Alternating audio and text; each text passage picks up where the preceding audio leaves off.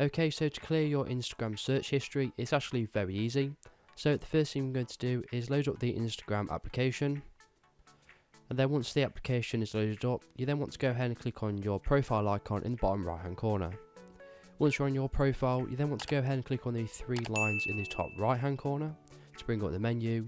Then you want to go ahead and click on settings at the very bottom of the menu. Now once you're on the settings menu, you then want to go ahead and click on security, which is in the middle of the menu. Then you want to go ahead and click on clear search history, which is at the bottom of the menu. Now bring up a blank page that looks like this, and all we need to do is click on the blue text that says clear search history, and it's going to bring up a pop-up box, and then you can choose clear all to clear all of your Instagram search history, or you can go ahead and click on not now if you don't want to do that. So if this video is helpful, please leave a like and pass it on to someone who may find it helpful as well. Thank you for watching and have a good day.